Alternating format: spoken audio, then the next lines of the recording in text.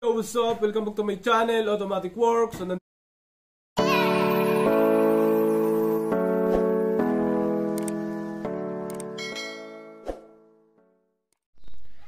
yun, yung The Accent 2012 automatic. Wala na siyang letter P. Wala nang P. 13, no? Wala nang P, wala nang temperature. Tapos, paanda rin natin.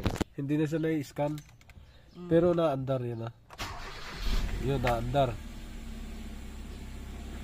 Automatic to yung mga sir. Pero wala na siyang PRNB, yung indicator.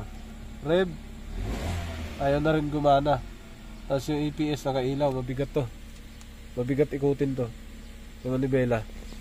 Ngayon, sinubukan kong i-scanin, hindi na siya na-i-scan. So, tingnan natin lahat ng fuse dito kasi may fuse yan sa indicator. Meron ding fuse yung EPS. Tingnan natin lahat dito. Tapos yung fuse doon sa harapan. Yan, up. Yan, ito na. So, nag-troubleshoot na pala to. Natanggal na yung mga wirings. Hindi na binalik. Balik natin. Oo. Hindi. Natanggal na rin. Ito, tingnan na natin baka may sumala, saksak. Wala naman. Ito yung makina. Transmission, ito naman. Wala din sumala. Buo din, no? Parehas. Tingnan natin sa ilalim. Maayos din. Ito, maayos din. Tingnan natin lahat ng fuse. Fuse and relay, buksan natin. Tingnan natin lahat yan dyan. Tapos sa inhibitor. Yung mga sir, patapos natin ang palit na isang fuse dito sa loob. So, yan na, lumabas na siya. Tapos meron din tayong ginawa sa electronics. So, ito na. Tapos nakapag-scan na tayo. Yan na, may engine na. Tapos may transmission, EPS. So, tingnan natin. Off natin kasi kanina, nung in-off, pag on ulit nawala. Ayun, meron na siya. Off, on. Ayun. Ano pansin ko kasi kanina mga sir, ito, delay siya, lumabas. Ngayon, sabay na siya. Pag off, pag on mo, sabay na siya. Sabay na siya sa display. Pagka yan ay late ang labas niyan, asahan mo magkapoproblema yan. Sabay yan, mag-asawa yan. Ito, yan. Tapos yung cambio, naalog. Tapos sa scanning natin mga sir, ito na. Kanina, nung pinindot natin yan, ayaw niyang lumabas, nag-loscom. Hindi siya tumuloy ng reading. So, kala ko, sira yung scanner ko. Pero nung katagalan, napansin ko, namatay na talaga yun. Ayan na siya, read DTC. Yun na, loscom, high speed, yan o. High speed CAN, communication bus off, lost communication with TCM. Hindi natin burahin yan. Sa transmission, basahin din natin. Kasi, may nakita din ako sa, sa electronics, nagpalit ng, ayun, high speed CAN communication bus off. Magbabasa kasi tayo ng data dyan. Yan, yung data. Tingnan natin kung okay. Yan na. So, ang ginawa natin dito, binuksan din natin doon sa labas. Yan, binuksan din natin dito. Lahat.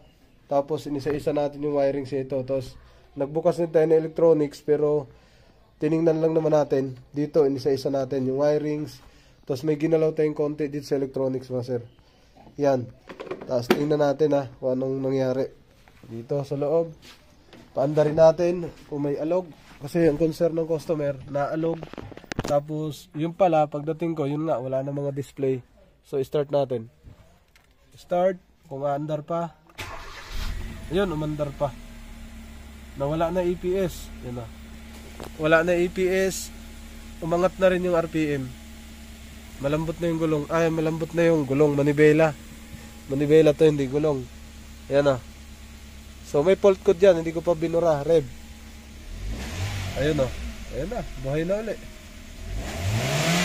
Ayun. Okay. So, ito ay galing daw sa sa kasa dinala nila. Tapos pinull out na lang daw nila to. Kasi papalitan na daw ng computer box sabi.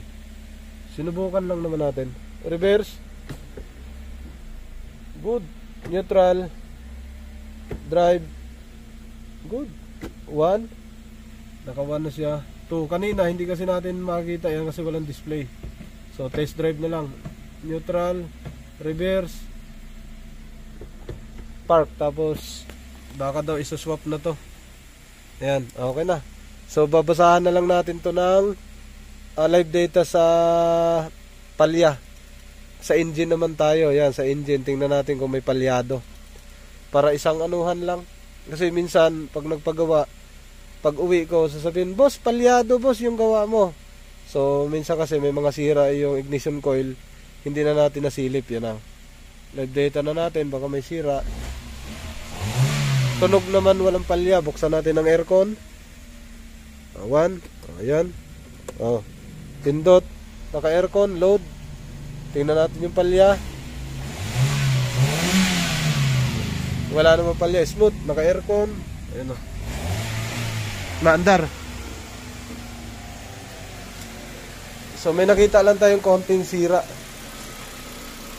Ito kasi nagawa na eh, hindi natin alam kung saan. So sumablay sila doon sa gawa, nagkaroon ng problema. Kapiraso lang naman. Tapos nag-check din tayo ng fuse, may pumutok din ng fuse. Ayan na, okay na siya mga sir. Balik na natin yung tinanggal dito. Okay, test drive na to mamaya. Yan, nasa labas kami. On mo lang susi sir. Yan. So naka-on ang susi, naka-test drive kami, mainit na. Ngayon, i-clear kasi natin yung fault code. Yung nabasa, lahat. Back. Quick test. Burahin natin lahat ng fault code. Tapos pa-under tayo ulit. Tapos re-scan natin. Dapat ma-clear lahat. Ayan. So malambot na yung manibela. Yung cambio, pasok na lahat. May letter P na, may indicator na. So, meron na rin sa temperature. Alright, tika lang ha, burahin natin yung mga fault code. Puro loscom. Loscom. Erase DTC. Successful. Back. Erase DTC. Sa transmission naman to, erase natin. Okay, back. Brake. Erase DTC. Okay. Erase. APS. Motor driving power at 2012. Tingnan natin. Erase. Yes. Okay. Back. Yan. Clear na lahat. Okay na lahat. Wala na fault code. Start mo sir. Okay. Good. Tapos wala na fault code. Back. Tapos off mo ulit. Okay. On. Yan. Yan mo lang dyan ha. Okay lahat. Walang fault code. 60 ang tinakbo.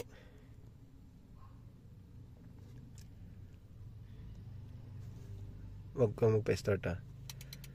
Wag muna.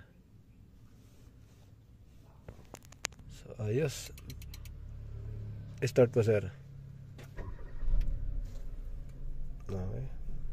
Tara, bukas mo aircon. Yan. Kompleto na. Tara, takbo.